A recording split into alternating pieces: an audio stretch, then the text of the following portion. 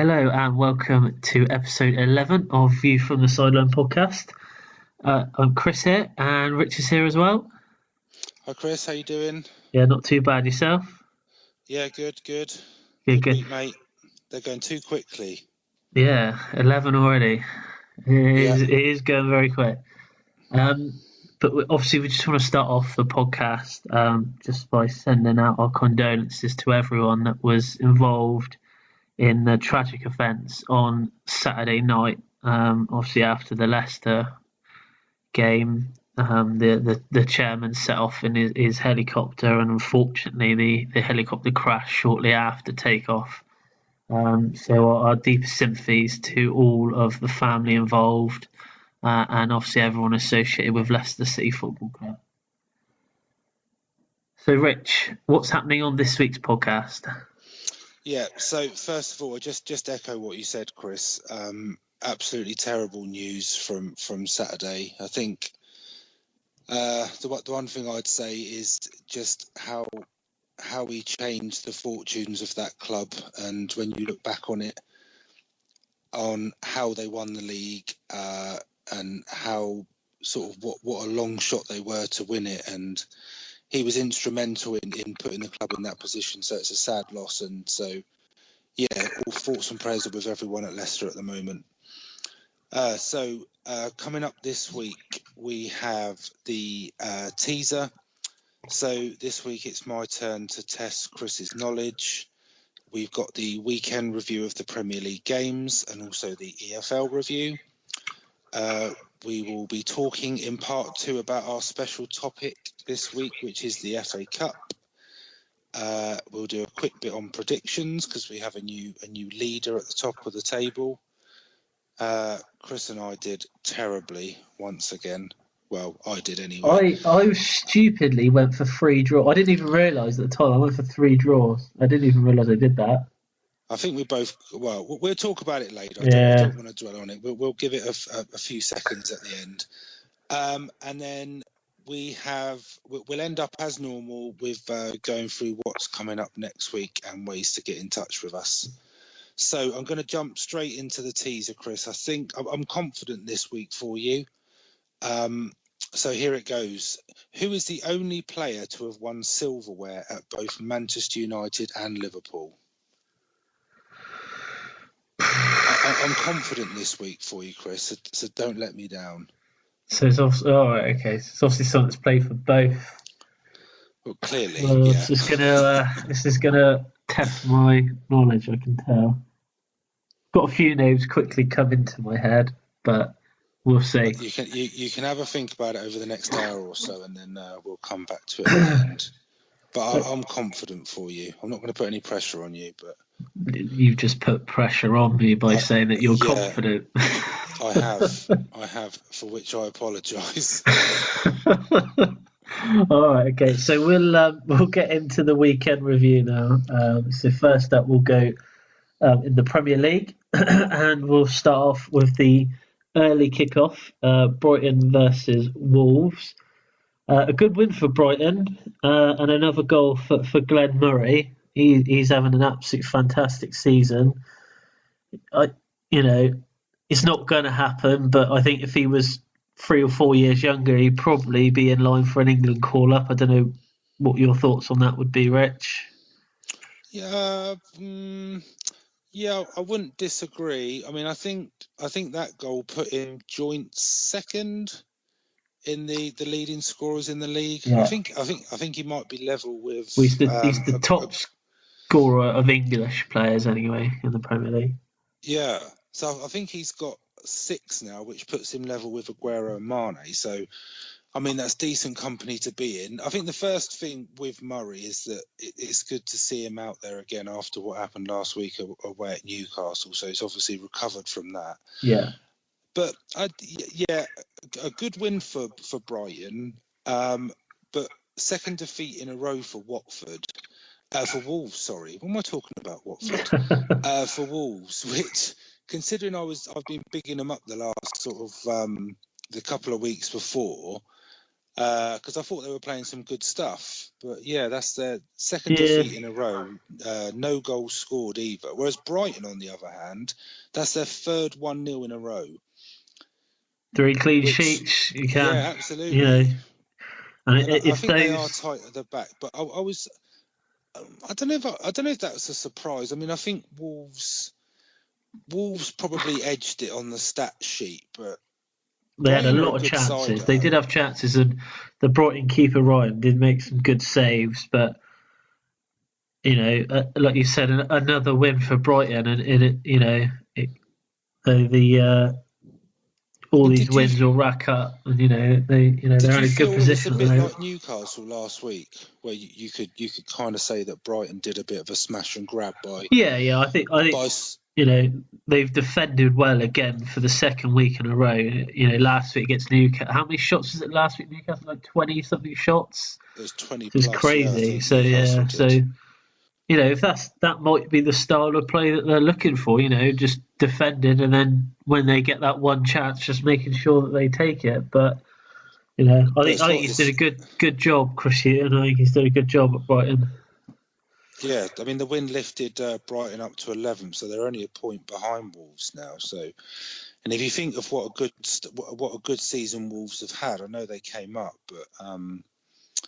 but Brighton will be fine this season. Yeah, definitely. They'll get enough points to stay up. But I mean that's a good win for them. It was, yeah. So on to the Fulham Bournemouth game. I think it's the same with this one. When I saw the scores coming in on Saturday, I did think to myself, I thought, we're pretty much going to be saying the same thing about each of the teams. I think to start off with, I think Bournemouth, it was a very good performance from them. But what I was shocked by, this is the 12th league game, and this is the 12th different back four that Fulham have played with this season. They've not I heard that. They've not played with the same back four in any of the games this season, which to me says that he doesn't know who his best players are at the back, and I don't think it's helping those players playing with different players each week. I don't think it's helping them at all. No, absolutely. But really, do you not think after sort of 10, 11 games that he should know what his best back four are? Or do you think it's because they're so bad at the back that's why he's making constant changes? Yeah, but I don't think they're getting that time to adapt as a unit at the back, and I don't think it helps them, to be honest. I think by the fourth or fifth game he should know who his best defenders are. Yeah, I agree with you. Yeah, I agree with you. It was. I don't think Callum Chambers played at the weekend. No, I don't think he did. I mean, there's one change there, but I don't know what it is with Fulham. To be honest with you, Chris, it's just. I think that's. I mean, we're just adding numbers each week for the amount of goals that they've conceded. That's 28 now, so it's just under 3 goals a game that they're conceding. You just can't do that. I thought they would be okay at home. Well, to be honest with you. Yeah, to be honest, their form home and away seems pretty poor. On Saturday, they started pretty well Saturday, but then they gave away a penalty, and then it literally just cascaded from there. And the Kamara dive, it was just awful. It was one of the worst dives I've probably ever seen. Pretty horrendous. It literally it's just embarrassing. The problem was the referee booked him, so now they can't take the action that they can take if he hadn't been booked. So he hasn't really he's been given a yellow card, but I wouldn't say that's a justified punishment for him. But no, but I know we've mentioned this before, but that's where I think that law is probably maybe like slightly outdated. Oh yeah, how that you can. We all know the punishment for sort of simulation is a yellow card, but if that's the only punishment you're going to get because you can't get anything retrospectively, then there's no deterrent not to dive, is there? Yeah, I think he should. I think even though he's been booked, like you said, I think that he should still be punished further. But Bournemouth played some really good football. I really like this Brooks that they've got. This kind of the midfielder that they've got, who's just come up through the youth team. He looks really good. I think he's scored in his last few games as well, which is good. But he's only young, isn't he? Yeah, I think he's 20, 21 years old. Yeah, but is this the downfall for the Fulham manager now? Do you think they'll stick or twist, or do you think they'll get rid of him? I think they have to wait till sort of January at least. Yeah. But I just give you a comparison here. So the last 4 games of these two. So Bournemouth beat Palace 2-1, beat Watford 4-0. Then they got 0-0 at home with Saints, and then obviously beating Fulham 3-0. So they've kept 3 clean sheets in a row. But if you compare that to Fulham, so Fulham lost 3-0 to Everton, 5-1 to Arsenal, 4-2 to Cardiff, and then 3-0 to Bournemouth. It's just chalk and cheese. It's just so many goals, isn't it? It's just so many goals that I really do think that this is not going to be a great season. I didn't predict them to go down either. So they've got 2 huge matches. So they're away at Huddersfield I think it's next Monday. Next Monday night that is, game. Yeah. And then after that, away to Liverpool. So they need to get something out of that Huddersfield game, I think.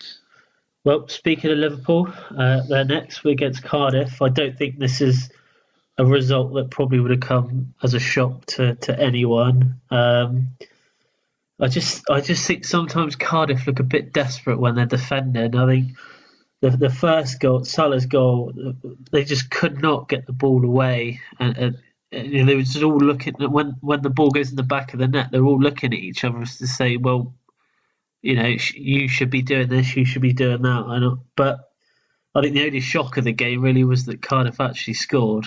But I kind of trying to relate it to how Cardiff got on last week when they got their first win against Fulham. I think for teams at that end of the table, it's almost like anything that they get from these sort of games is a bonus, because no one really expects them to win. So it's just such a step up. Though, it's probably it's more like protecting your goal difference, isn't it? It's like just probably. But going away to Liverpool is just a completely different level of match to what Cardiff are probably used to playing with the squad of players that they've got. I'm not sure how many of them have ever played at Anfield, for example, but I agree with you. The result isn't hugely surprising, but for me, from a Cardiff point of view, that game's done now. You move on to the next one. I don't think they dwell on that. No. Yeah, I mean, if they'd got a point, it would have been like a brilliant result. But I don't think anyone really expected them to take anything from it. So it's probably lessons learned from it, and you move on to the next one. Yeah, Liverpool though, 10 points better off this season than what they were last season at this stage. Yeah, no, they look good. They look really good. Yeah, so they're all right. I think we're neutral, Chris. We've got to be neutral. Yeah. I think they will. I think they'll put up a serious challenge this year.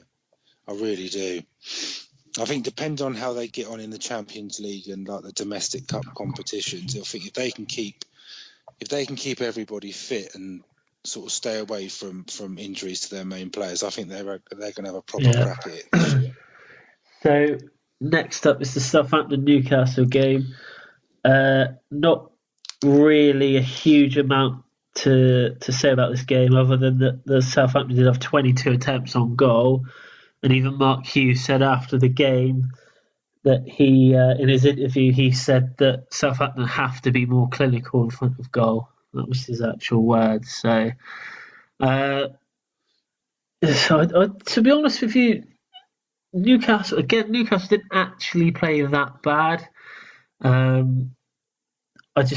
Southampton did have a lot of shots, but they, from what I saw, quite a few of these shots are from outside the box. So, I don't think that Well, really says I a mean, lot about the game, but not. I kind of think it. I kind of think it had a 0-0 written all over it, to be honest. But I was talking to a Southampton fan during the week, and their assessment of it was that Saints played okay. They just struggle a bit when they get to the final third, but Newcastle were absolutely terrible. But, and again, without running the risk of saying the same thing every week, if that's a fair assessment of the game and Newcastle were that terrible, then Saints need to be winning that game. Do you know what I mean? Yeah, I see. Yeah, definitely. And that's kind of my view on it.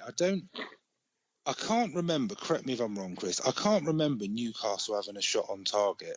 I think they have maybe one, not even, might not even be that. Okay, Might have been one shot that they had. I don't know. Well, we'll give them the one, but still, Saints should be winning games like that. I think. I mean, that's two 0-0s in a row now, and I think that's three. Yeah, because they lost to Chelsea, didn't they? 3-0. Yeah. And even before that, sorry, I'm gonna have to check this, but I think even before that they played Wolves, didn't they? And they lost that 2-0. So that might be four. It has been a while since games. they scored. I'm just gonna check my stats here, Yeah. Chris. Bear with me one sec. Again, there's no win for Newcastle.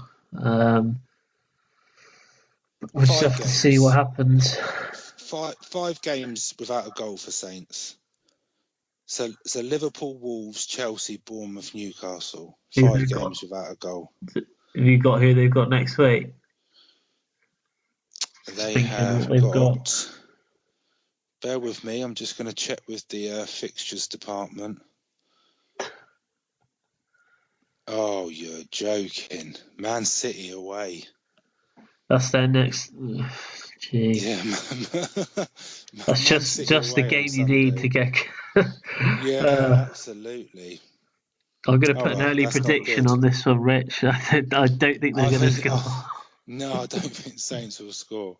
But it's the same old with Saints. Same every week. I think they need to sort of reassess their expectations. I think because they need to. I think my summary of them so far would be they're lucky there's 3 or 4 teams in the league that are worse than them at the moment. Otherwise, I think they'd be bottom. Definitely. So. Okay, so we'll move on to the Watford Huddersfield game. Huddersfield now bottom of the league. Again, I think their defending comes into question, especially for the first goal for Watford. How on earth can one player get around 4 of your defenders, 2 of your midfielders, and he literally touched the ball twice when he took it round them? I watched that goal about 5 times, and I could not believe he got through. It's defending like that will probably cost them. I think, and I think it's the same for the other teams in the bottom 3. You can't defend, and especially with Watford. I mean, Watford are a good team going forward. They're always a threat, and especially at home. And if you're bottom of the league, you almost need to go away in a game like that and just keep it tight, don't you? Just not make mistakes, concentration, that sort of thing. They did the complete opposite to that. Kill you. It was the complete opposite. But they did have some good chances, Huddersfield, in the first half. And Foster made some good saves. So, but I just, like you said, I think it's defending like that will probably cost them this season their place in the Premier League. Yeah, and they're always playing catch up, really, aren't they? Yeah. Their lack of goals, they're always chasing games because they always seem to go behind. So after the game, the Watford manager came out and said that he had the best squad of players in the Premier League, which is. Did he really? He actually said that. Yeah, he did. He said that he had the best did he squad mean of the players. best squad of players Watford have ever had in the I Premier have no League? idea. He said, but from what it sounded like, he was saying that he has got the best squad in the Premier League. Okay, to save himself from sort of being carted away, I think we'll say that he meant the best Watford squad in the Premier League. Otherwise, there might be some questions asked. Yeah. Okay. So Well, I think we'll have to go with that option. We'll move on after that, I think.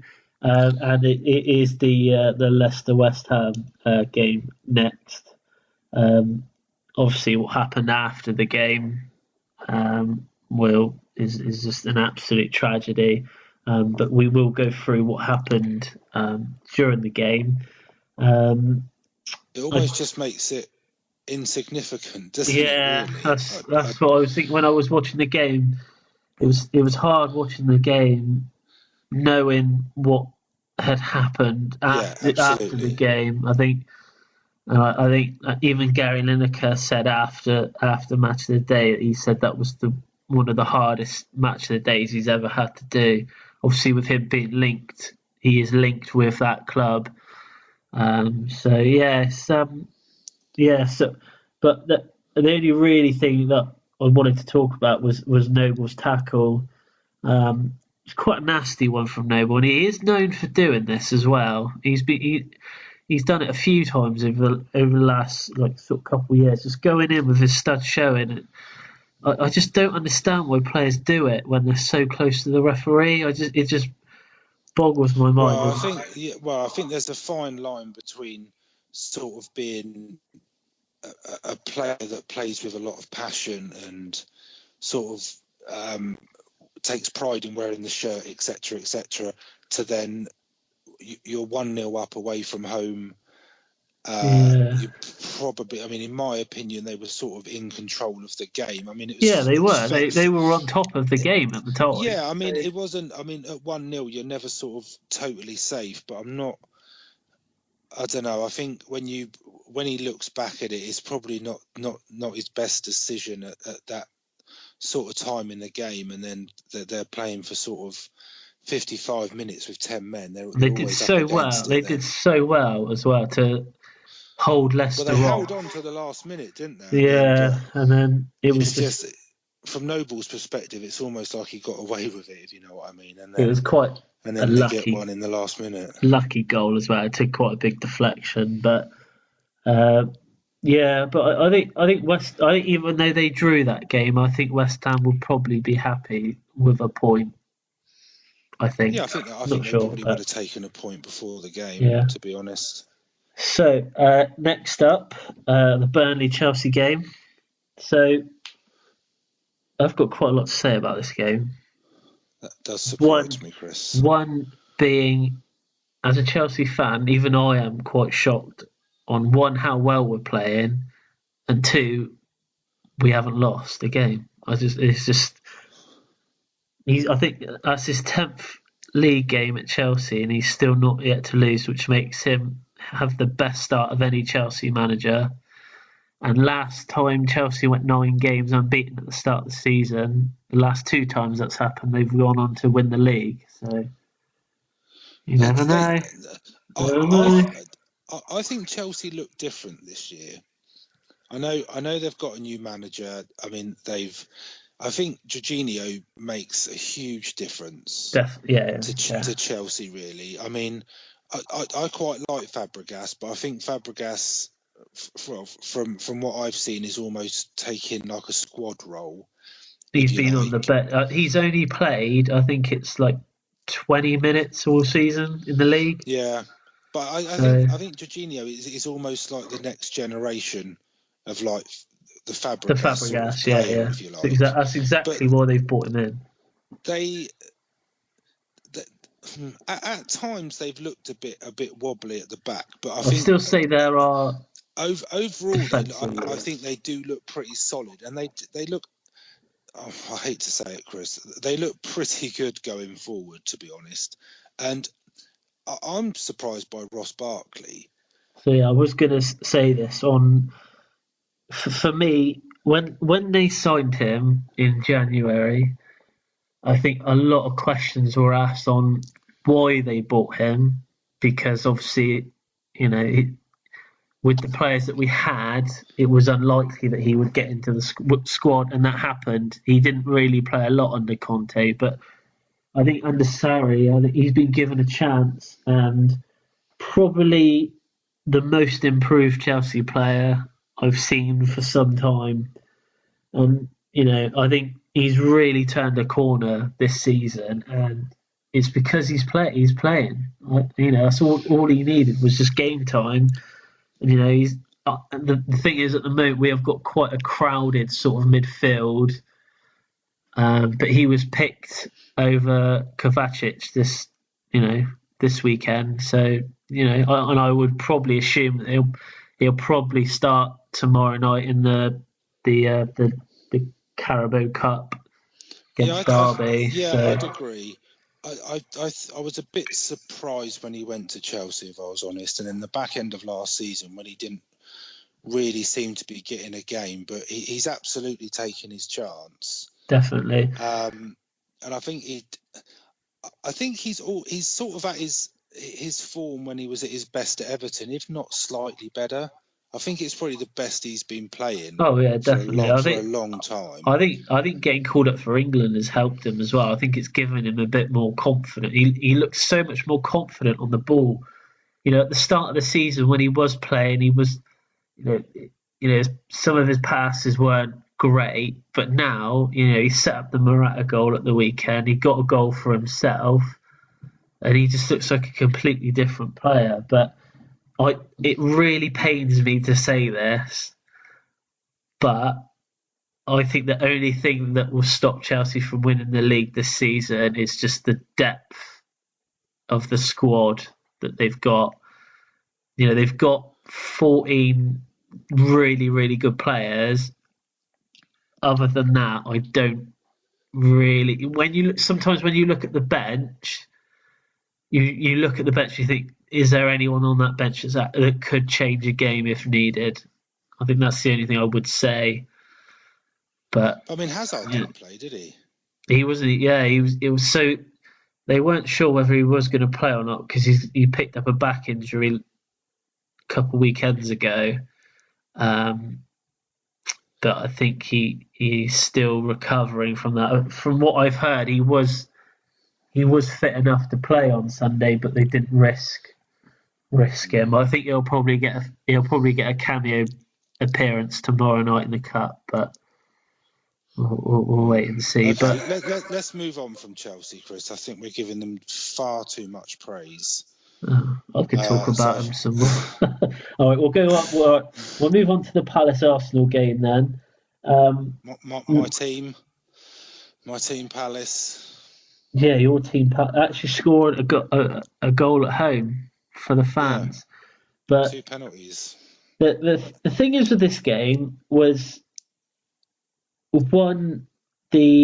think both penalties were penalties. I don't think even Arsenal players were really that surprised that they were given. I think the first one was a Stonewall penalty.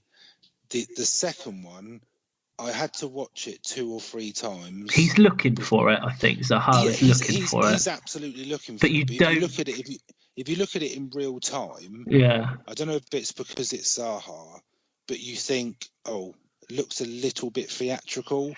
But then when you see it a couple of times from different angles, then I think, it is a penalty.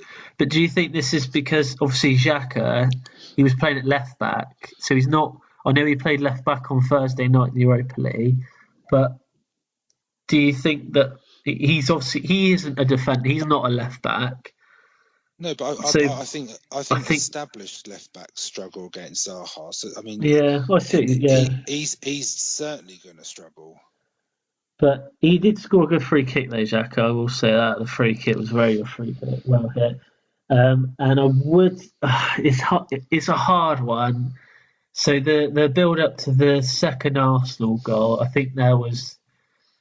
It does look like Lacazette has handled the ball in the air. I don't think he's done it on purpose, but he's definitely hit his hand. I'm gonna disagree with you on one point. I think he has done it on purpose. Do you think he has done it? Okay. Yeah, because his hand is above his head. Yeah. So, how did the referee not see? I just don't.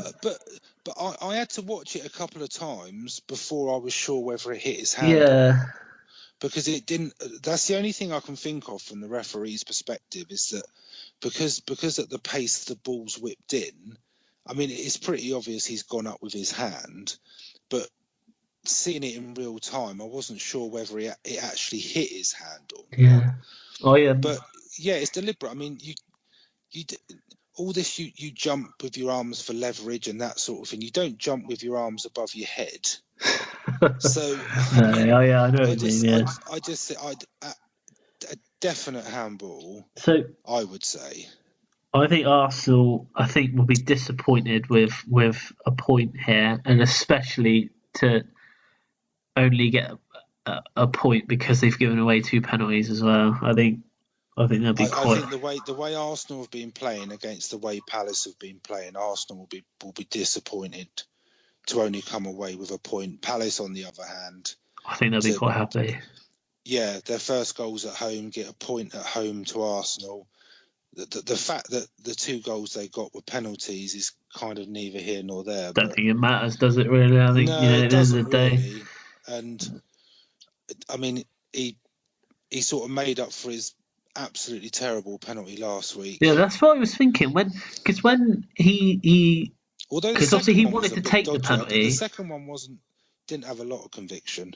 No, but I know fair play for him to wanting to take it. Because he's captain as well, isn't he? So probably pulls rank on that as well. And apparently he's normally a good penalty taker. Yeah, so. Well.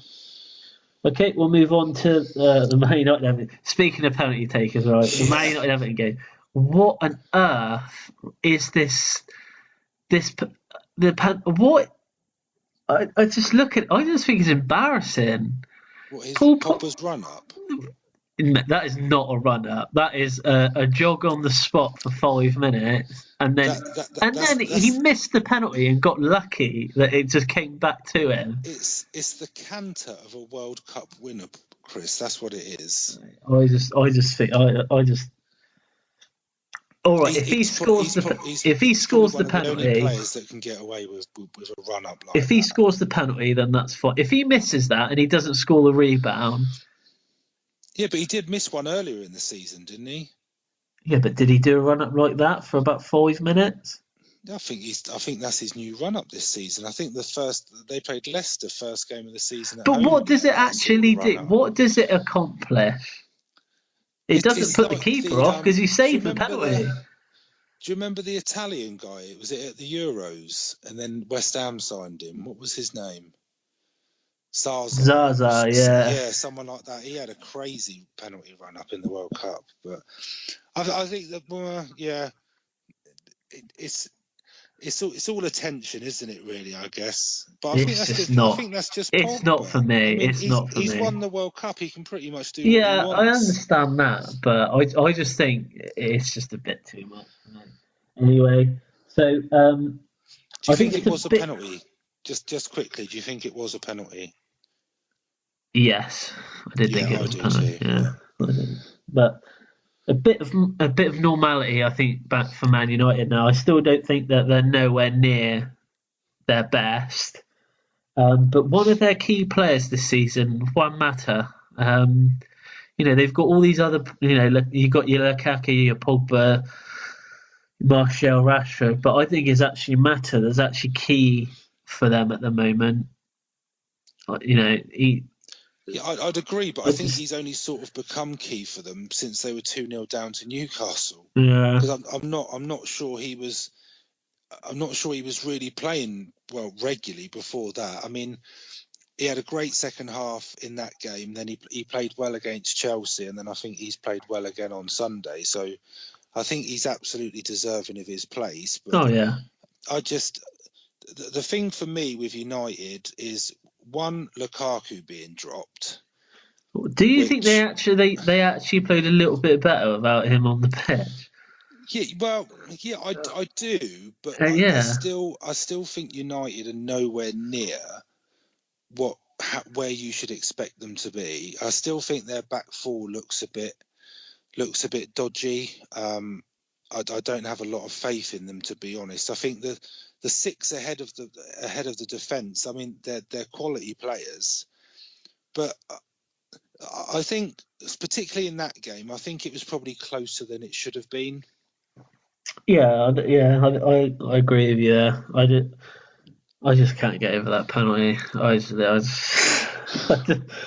he was playing for Chelsea, it would be the best penalty lineup ever.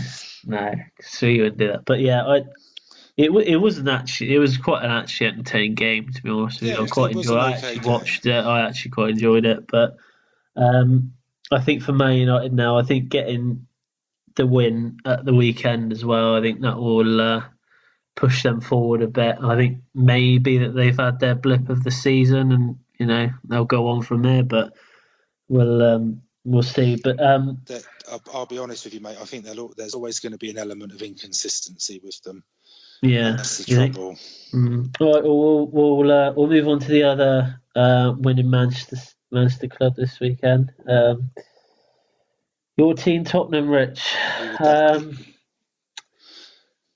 Fair result, would you say?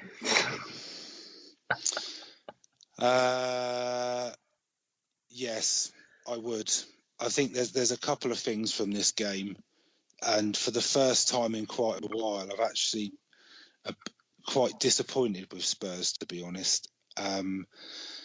And it's not necessarily the performance. I think the whole fact that the game was played at Wembley with the pitch in that condition, with the NFL branding still all over it, was a bit farcical, to be honest. Quite weird, wasn't it? It was, and I know there's been a lot of comments on social media about it, and even to the extent of some people suggesting that Spurs should have points deducted. I wouldn't necessarily go that far. I think from the point of view of the game, I thought it was relatively even, to be honest. I think City probably had the better of the chances. I think Spurs had a lot of possession. I think that the pitch didn't help at all. It didn't help for sort of a fluent. Didn't really help Man City either, did it? But it didn't help either, Tim. It didn't help the spectacle as a game of football, the pitch at all. It was just so cut up. I think from a Spurs point of view, I thought Harry Winks was good when he came on. I thought Sissoko played okay. I thought it was good to have Dele Alli back and Christian Eriksen back playing. But Lamela missed, well, in my view, a sitter at 1-0. I think if that goes in, I think with 25 minutes to go, it changes the complexion of the game a bit. Probably gives you a bit of a boost as well, and he might have gone on to actually win the game. But I don't think City were at their best. I don't want to keep going on about the pitch, but if I'm honest, I kind of feel like Spurs got what they deserved.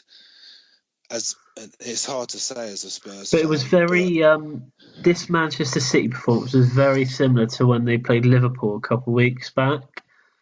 They didn't play great. You would probably call it a professional performance from them. They got what was needed to be done. Yeah, absolutely. They did what they needed to do to win the match. They got the early goal. I mean, they sort of shut Spurs out pretty well. But I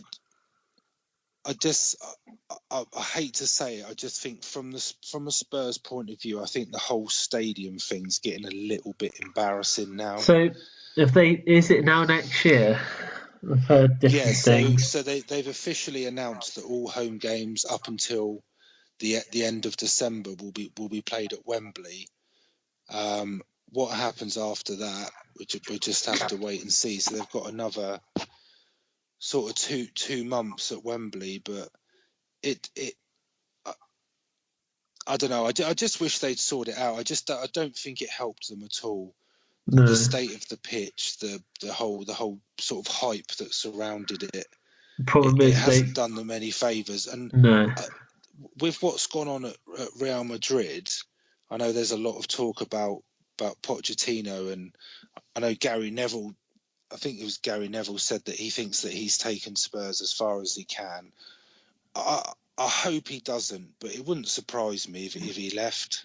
They've got their eye on a few managers, haven't they? I know that. Well, Conte, I know Conte's been linked with them as well. Yeah, but if you believe what you read, so is Roberto Martinez. But I mean, I think any sort of manager at a certain level will get linked. I don't think it's any secret from a Madrid perspective that they've always liked Pochettino, but I don't know. There's something that makes me think that, speaking of maybe he may go. Yeah, just quickly, this is completely a bit off topic, but obviously Real Madrid at the moment, very, very poor. Do you think that this has anything to do with Ronaldo leaving the club? No, not really. No, or you just think it's just them not? I think it's difficult because any team who loses that level of player with that amount of goals that he scored, they're always going to struggle. But the one thing I'd say is if you still look at the 11 players that they're putting out, so Toni Kroos, Modric, Isco, Bale, Varane, Courtois, Ramos. I'd take any of them for Chelsea if they want to leave. Take out Barcelona. They are still far and away the second best team in that division. Yeah. Without a shadow of a doubt, they are the second best team in that division. Even Barcelona without Messi. I mean, add Ronaldo to it, he makes them closer to Barcelona than they probably are at the moment. Yeah. But no, I don't think that's the sole reason. There's still work. So did you know that this is the first El Clasico that neither Ronaldo or Messi have played since 2007? Yes, I did hear that. Crazy, isn't it? Crazy. Yeah. But anyway, that's for the Spanish podcast. Yeah. Anyway, that was the Premier League review. So we will now move on to the EFL. Rich, you have the Championship. Yeah, so in the Championship, again, it's all change at the top. I think, if I remember rightly, at one point on Saturday, there was Derby had moved up something like six places to be top of the league, and I think there was 3 teams that were top on the same day. So United are top of the league. They got a win at the weekend. And then second place is Leeds. They drew 1-1. Middlesbrough, Norwich, West Brom and Derby make up the playoff places. From those 4, it was only Norwich that won at the weekend. They got a 1-0 win against Brentford. Middlesbrough and Derby drew 1-1 in the end. I think that was the early kickoff on Saturday. I think Middlesbrough got a late equaliser in that game. So I think that was the point where Derby were top of the league, because it's only 4 points separating the top 6, which just goes to show how close it is. And below that, there's 4 teams all on 23 points, including QPR, which really surprised me, because they had a terrible start to the season, but they've won 4 of their last 5, and Birmingham. So Birmingham have also won 4 of their last 5, and they're sitting 9th. So it's tight at the top. Kind of as you were at the bottom. So Ipswich prop up the table with their 3rd defeat in a row. They lost 3-0 away at Millwall. Hull are second to bottom, but they did pick up a win over the weekend. They won 1-0 away at Bolton, which was one of our prediction games. Reading are 22nd, so they take up the last relegation place. They lost at the weekend. And then just above them is Rotherham, who have drawn their last 3 games. So Ipswich are now 5 points adrift of the of safety already. They've won a bad season, haven't they? I see they set their manager, didn't they? Set their manager at the weekend. Yeah, I think they did. Yeah, they've only won one game this season, and they've got a goal difference of -14 after 15 games. So it's what happens when Mick McCarthy leaves. You get in trouble. Yeah. So it's a shame for Ipswich. But moving on to League One, so Portsmouth are still top, but they did only get a 1-1 draw away at Accrington over the weekend. Peterborough are now within 2 points of them. They won at the weekend. They beat Burton Albion 2-1 away, so that was a good win for them. Sunderland got their 4th win in a row, so they're 3rd. They've still got the game in hand, so with their goal difference, I think if they won the game in hand, they'd actually go top of the league. Barnsley and Luton are in 4th and 5th. They both won at the weekend. And Accrington Stanley are in 6th after the point they picked up. At the bottom, it's not good news for Bradford or Wimbledon at all. They've both lost their last 5 games, both losing again at the weekend. Plymouth are up to 22nd. They beat Scunthorpe. Sorry, just checking the score. They beat Scunthorpe 4-1 away at the weekend, which is their 2nd win in a row. So they're off the bottom. And Oxford also won at the weekend. They beat Shrewsbury 3-0, so they're 21st. Do I mention Bristol Rovers so you can boo, Chris? Can if you want. Bristol Rovers. That's when you're meant to boo. Oh, boo. So Bristol Rovers lost 1-0 to Barnsley at the weekend, so they're only outside of the relegation on goal difference. Yeah, so that's Championship and League One. Okay, so in League Two, it was a bad day for the teams at the top of the table. Lincoln went down to a 1-0 defeat against Colchester, but they do remain top.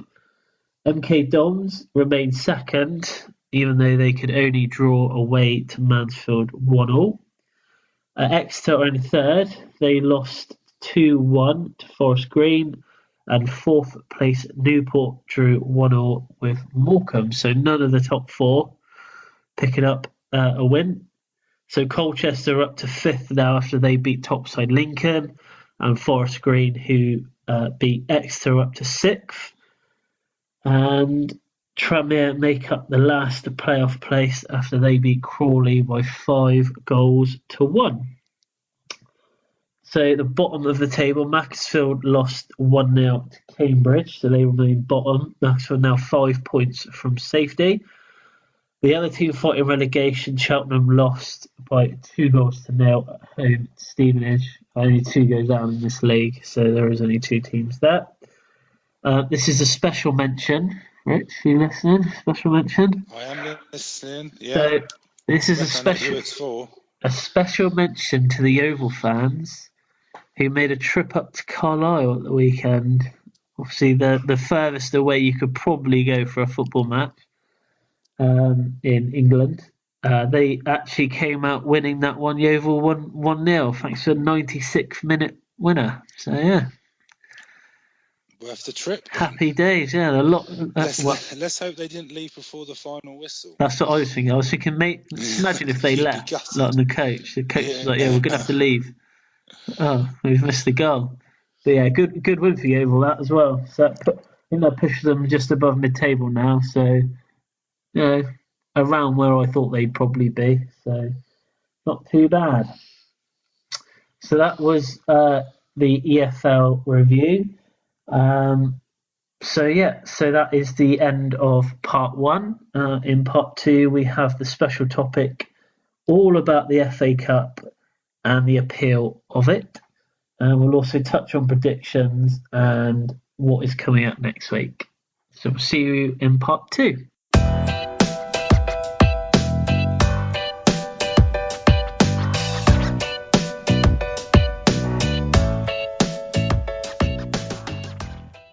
Hello and welcome back to Views from the Sideline. This is part 2, and in this part we're going to be talking about the FA Cup and the appeal of the FA Cup these days, because obviously a lot of people, I think there's a lot of things being said recently about has the FA Cup lost its appeal. So we're just going to go through a few things. Obviously, my opinions, Rich's opinions on the whole situation. But personally, for me, I love the FA Cup. I think it's one of those cups that's got such a tradition around it. It's been running for over 100 years now. And I think Chelsea have been quite fortunate enough to say that I've seen obviously my club lift the FA Cup quite a few times, especially in the last sort of like 10, 15 years. But yeah, I love the atmosphere of FA Cup games, especially when you're sat there watching two non-league sides on telly fight for a place for the first round. But I don't know what you think about it, Rich. Yeah, I mean, I think what I've tried to look at this one, this topic this week without a lot of stats, without a lot of research, if you like, and just what sort of my personal feelings are towards this competition. And I think the thing that is quite disappointing is I think the brutally honest answer is that it has lost a bit of its magic, and I don't. I think that's more a financial side of it. I think that teams at different levels within like the football pyramid absolutely look at the FA Cup in a completely different way. I think if you look at the teams that are sort of in the tournament at the moment in the first round proper, or like the sort of part-time teams that are going through the qualifying rounds, to them the magic is still there with the cup, and to get as far as you can, to have a good cup run, to get as close to the third round as possible, and then hoping that you draw like a team in the Premier League. It's still absolutely there, but I think quickly on that. One of my highlights for the FA Cup is the draw. I don't know what it is about the draw, especially the third round draw. If you've got like quite low league teams in there, I quite like it if Chelsea got someone like, I don't know, someone from non-league. I think that's what makes the FA Cup. I think big side playing. I agree with you, but I think it probably makes it more because you're almost happy for the other team that they've got a big draw. I think if Chelsea, for example, if you're a big club in the third round draw, whether you get a non-league side or whether you get another Premier League side, you're probably not going to be putting your first choice team out, realistically. And I think that the deeper you get into the competition, I mean, one thing I did pull out that I think probably sums up a lot of how the FA Cup is viewed at the moment. So I don't know if you know this, Chris, but to win the competition, so financially, the prize money is 3.6 million. That's to actually win the tournament. But West Brom, as an example, just to give a comparison. So last year in the Premier League, West Brom got 2 million for coming last and getting relegated. Yeah. And if you compare the prize money, so that is the same amount as you get for coming runner up in the FA Cup. So it's around 2 million. But the prize money, because the question I was going to ask you is as a football fan, do you think that getting finishing in the top four or winning the FA Cup would be more of an achievement? So Liverpool last season, for finishing fourth in the Premier League, their prize money was just over 32 million. So that's 10 times what you get for winning the FA Cup. And to be honest, if you win the FA Cup, the the most rewarding part, because I think 3.6 million to a Premier League club isn't an awful lot of money, is qualification for the Europa League. That's what I was thinking. Yeah, and I don't want to do that competition a disservice, because that's where Spurs will be in January. So I've got to big up that competition. but no one really wants to play in that. It's not like it was. I don't know. I was going to say 10, 15 years, but it's maybe even a bit longer than that. Where it was almost like the best opportunity some sort of top 10 like Premier League clubs had of playing in Europe. And if you won the FA Cup, it was like you've got European football. It was such an achievement. But that's just not there anymore. But do you think it's because the teams that are winning the FA Cup are generally the teams that finish in the top 6 anyway? So yeah, for them, probably. it's not. And you're qualifying for the Europa League by default almost. Yeah, I personally think that the prize money you should be getting more than 3 million for winning the FA Cup, but. Yeah, I think you should, but I don't think it's about the prize money. It should be people from football fans from all around the world will watch the FA Cup because it's the oldest club cup competition in the world, and it's got the nostalgia, and it's got the reputation. I think the thing that I love about the FA Cup, and it's from when I was growing up, and it was the final was such an event. It was the build up was on telly. It was on pretty much all day. I remember, didn't they used to start at like midday or something like that? But it was probably one of the only sort of games that was broadcast in full on sort of like terrestrial television, and there was such a build up to it, and like under the Twin Towers at the old Wembley, it was just such an event. But one of the things that I don't like about it, to be honest with you, I don't like the fact that the semi-finals are played at Wembley. No, that's one thing that when I was looking at it, I think it should be like almost like a privilege to play it. Well, I know, like Tottenham aside, are playing their home games there at the moment, but it should be a privilege to play at that stadium, don't you think? No, absolutely. You should have to earn a spot at Wembley. And the Spurs Man United semi-final last year, I didn't, even as a Spurs fan, I didn't want that played at Wembley. Because they used to play at neutral grounds, didn't they? Like Villa Park. At Villa Park, Hillsborough, Old Trafford. I think they used to play them at the City Ground as well, at Forest. So even if they played them at the Millennium Stadium, the semi-finals, I think even that would be okay. But again, it's all about money. It comes down to money, doesn't it? Yeah, but I mean that was going to be one of my other points. I think that the FA Cup almost lost a bit of its appeal when Wembley was knocked down and it was moved to Cardiff. Yeah. Now, I know for sort of stadiums in the UK with capacity and sort of neutral stadiums, if you like, because you can't play it at a club ground. I guess Cardiff was the only option, but it just didn't feel right.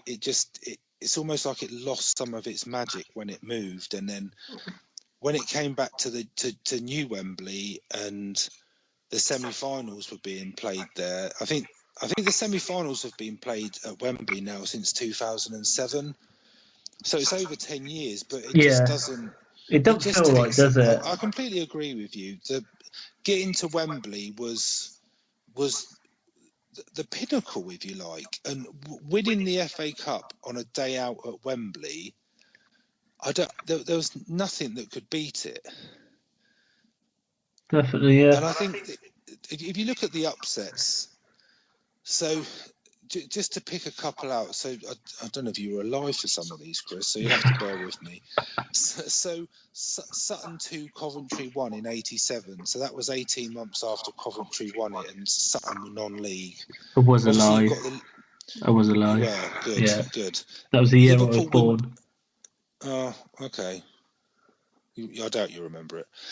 Liverpool Wimbledon in the final when Wimbledon won 1-0. Sort of a few more recent ones. So when Wigan beat Man City a few years ago, and then just one for you, Chris. When Bradford went to Stamford Bridge and won 4-2 against Chelsea. No one's going to hear that, Rich. I'll cut that bit out. Don't worry. And then obviously you've got probably the two classics: Wrexham beating Arsenal and then Hereford beating Newcastle, which is whenever the FA Cup comes around, Ronnie Radford's the goal is always on. Comes on. Always on. But that, to me, that's what the FA Cup is about. And the giant killing. That is one thing that I love about the FA Cup is, like I said, like the fact that a lower league team has a shot at beating one of the biggest teams in the world. I think I'll take Yeovil, for example. 2 seasons ago, they played Man United at Hewish Park. You know, for any Yeovil fan, you know, that was probably be the biggest game of that season. You know, to go watch, to have a chance to go watch, you know, Manchester United play. You know, is a great, and that game was Sanchez's first game for Man United as well. Yeah, but I absolutely agree with you. But there's also the other side that makes you think that a game like that will keep the club running for like another 12 months. I'm not for a minute suggesting that Yeovil are in sort of financial difficulty, but for a lot of the lower league clubs getting a big Premier League club and a televised game, it will pretty much run the club for a year with the revenue you get from it. The suggestion was that the TV money, the gate receipts, and everything that came with it, they made at least $1 million on that game alone. So, that's what the cup. But that's what the cup's about for me. It's about those sort of games when you get to the quarterfinals, like semi-final. I think last year when Spurs got to the semi-final, I think it was it was only at the semi-final stage where they pretty much put a first team out. Who did they lose to? United. Anyway, I don't get the joke. Do you think that the BBC have done a good job in the last 2-3 years with the amount of coverage that they are giving the FA Cup? Do you think that they're trying to bring it back? I think they do their best, but I mean, it's on BT Sport now. But I mean, even to me at the moment, BT Sport's probably running second behind Sky Sports. I'm not sure how many subscribers BT Sport have got, but I just don't think it's accessible. That was the beauty of the FA Cup years ago. It was always on. It was accessible to everyone because it was on terrestrial telly. Because BBC, they do normally show 2 games over the weekend. Yeah, they do. Yeah, they do. Normally a Friday night game and then like I think a you're Sunday. spoiled with the amount of football you can watch. Honestly, I think at least 95% of football fans would rather finish in the top 4 than win the FA Cup. I think you're right. I think that's a bit sad. I mean, being a Spurs fan, I'm not afraid to admit it. I get ribbed all the time for Spurs' lack of trophies. Do you? And yeah, I do. I can't imagine that, Rich. The whole DVD of the sort of nearly winning the league and all that rubbish. Rich, you should know. We put pressure on because you've got a copy. I know you've got a copy. Oh yeah, we put pressure on DVD. I'll be honest with you, and I don't have a problem in saying it. I realistically don't think Spurs are going to win the Champions League. They're certainly not going to win it this year. I would rather Spurs won the FA Cup and had a year out of the Champions League. Is this just so you can silence the people that are telling you about I just think I think I'm in the camp where when you're a footballer and you look back, you're not going to have any trophies on your shelf for sort of finishing 3rd and 4th in the league every year. I think the FA Cup is within English football is, apart from the Premier League title, I think it's the pinnacle, and I think it's definitely. I would rather Spurs won it than had a year out of the Champions League. So we're agreed that the semi-final shouldn't be played at Wembley anymore. Do you think that will lift the profile of it at all, or do you think just Yeah, well, I don't know. It's difficult because any game at Wembley's high profile. I think I don't think they'll ever be moved away from Wembley because no? I think it makes the FA too much money to move them, and with the cost of Wembley, etc., it's probably a no-brainer to have them there. I just think it would be nice to move those games sort of to a neutral venue where it then means getting to Wembley is that much more special. I think for any English-born player, I think they would. One of their achievements, I think they would love to win the FA Cup. Yeah, I think they would. Yeah. And I think just as a Spurs fan, because I remember watching the semi-final last year that was obviously played at Wembley, and to me it didn't feel like an FA Cup because you see Spurs play at Wembley every other week. It just felt like a normal game. It didn't feel like a semi-final It's like at all. a fake atmosphere almost, Yeah, isn't and it? Yeah. that was, I found that took the edge off the game a bit, really. A lot of the build-up was around the game should be moved because technically it's a home game for Spurs rather than this is the semi-final of the FA Cup. What a load of rubbish. Yeah. It's a shame. It's an absolute shame. I think we all grew up. Well, our generation grew up on the FA Cup being the sort of the bee's knees of English football, and I just think that's diminished a bit. And I just think how soon before the FA Cup draw it goes digital, Rich? Yeah, but it's like the League Cup, though, isn't it? They do the draws in China. In China, it's just crazy. It's just crazy.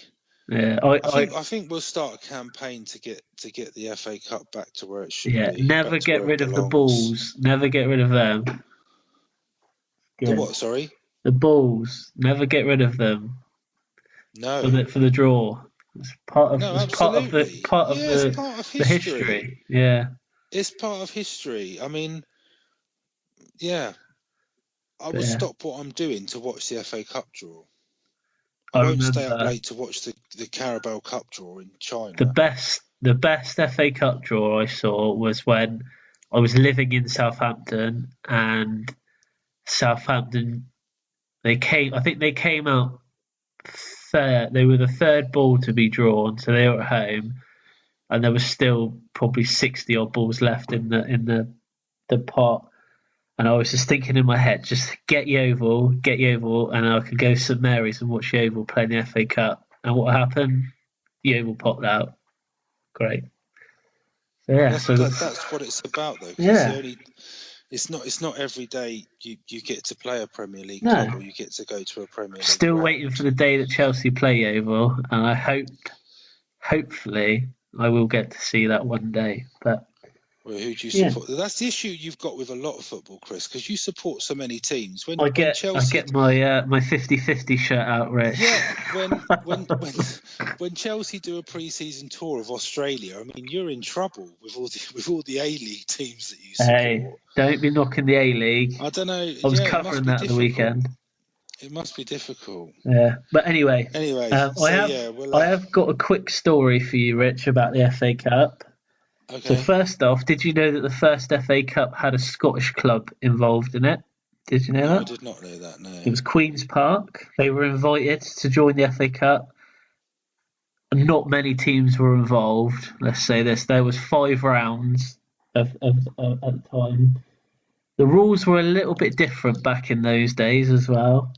So in the first round, Queen's Park were drawn against Donington School. But they couldn't agree a date to play the game, which just seems crazy. They could not agree on a day to play the game, so they both like Spurs. Yeah, so they were both given a bye into the next round, where they were drawn against each other again, This time they agreed a date, and Queen's Park actually won that by default because Donington School withdrew from the competition. This gets off as the best competition. This gets even better, right? So Queen's Park advanced to the third round after getting a bye from the first round because they couldn't agree a date, and the club withdrew who they were supposed to be playing the second and third round. Because there was an odd number of teams in the competition left, they actually got another bye. I know where this is going. Yeah. They got another bye into the semi-final. Right. Are you going to take? Did they win it? Listen to this, just unbelievable. So then, in the semi-final, they played a team called Wanderers, and they drew the first leg. And back in that time, they played 2 legs. So the first leg they drew. But the second leg, Queen's Park, they couldn't afford to travel, so they had to withdraw from the competition. So they never actually. So yeah, they managed to play the first leg, but couldn't afford the money to play the second leg for the travel. So they got all the way to the semi-final by default, only playing one game, which ended in a 0-0 draw. And they drew that, and then Wanderers actually went on to win the competition. But yeah, I thought by default. No, they actually played. I think they won 3. I think it was 3-1 the final. Crazy! But yeah, I just thought that's what that competition. That was quite funny. It's all about crazy stories like that. I thought that the fact good topic, Chris. I like was, that. Yeah, but yeah. So yeah, that's the FA Cup. I think we've agreed on quite a few points there. But if anyone has anything on the FA Cup that they would like to share with us, just get in touch with us. It'd be good to hear people's memories and people's stories. So games that they've gone to see and things like that, and So quick news on predictions, Rich. Yeah, so as we mentioned earlier, we've got a new leader at the top of the predictions table. It's my brother-in-law Jamie, who got a whopping 30 points. Never gonna get that. I'm never gonna catch that. Which I think you and I have both scored 30 in 1 week earlier on, Chris. But obviously, because ours is done by average, our averages just don't. Yeah. Mine's dropped completely. I think I'm second last at the moment. So. And this week's guest predictor, Chris, is none other than my beautiful wife. Yeah. It is. Yeah. Both, so hopefully, we're both putting ourselves in a perilous position, getting our wives to join in. You lost to your wife, so hopefully. I did, and I have no doubt I will also lose to your good lady. So. Well, yeah, I don't hold up. But she knows nothing. When I sat with her and I got her prediction. Literally, like she was clueless. Like I see you've both gone for a Bournemouth win over Man United, which was quite interesting. Yeah, which her reason behind that was because they're more local than Manchester United. Yeah, so. That's good a reason as any. Yeah. So a copy of this week's predictions with Vicky involved are on the website. And we'll be putting them on social media tomorrow, so you'll be able to look at them then. But like I say, they're on the website with all the previous rounds and the current table with Jamie sat at the top. Yeah, congratulations to Jamie as well. Yeah, 30 is going to be a tough score to beat until Vicky gets like full marks or something. Yeah, never mind. Well, you never know. Never know. Someone may do one day, but 30 is a very, very competitive score. So someone's going to need to do well to beat that. Yeah. So next week, Rich is not with us. And it's nothing to do with predictions. No, yeah, he's not ashamed. But yeah, we will put on Facebook and Twitter all the details for next week's podcast. But other than that, Rich, I believe you want to talk about the website quickly. Yeah, so just the website's been going really well. So we've been getting, I think 100+ hits a week, which is really good. So we're obviously really grateful for everyone that's going on there to look at the details about the podcast. We've got two blogs on there at the moment. One's about the rapid rise in transfer fees, and then also about Abramovich's time at Chelsea so far. We've got another one that will be going on this week, which is our views on the World Cup campaign for England. So that will be going on in the next couple of days. Like I say, all the predictions are on there. We've also added some bios on there, Chris and I have, which will be up within the next couple of days, just so the listeners can know a bit more about us, I guess. So it's a very fetching image of me as well, I must say. Yeah. You kind of look like Sue Perkins. I thought more I thought more Clark Kent, but all right, we'll go with Sue Perkins. So yeah, for those who haven't seen it yet, Chris and I have had avatars of ourselves made, which is quite amusing. So they're on the website, and like I say, we'll be adding the bios, and the new blog will be on there in the next couple of days. So go onto the website and take a look. So that's it from me, Chris. So good luck next week. I'm sure I'll be sure to listen in, and then I'll be back the week after. You'll be missed, but you'll be back, which is good. I am. There is a valid reason why I'm off. So yeah, all right, we'll let you off. But yeah, anyway, that is all we have time for this week. So yeah, thank you for listening again, and thank you for all the support that we've been getting. But yeah, goodbye from me.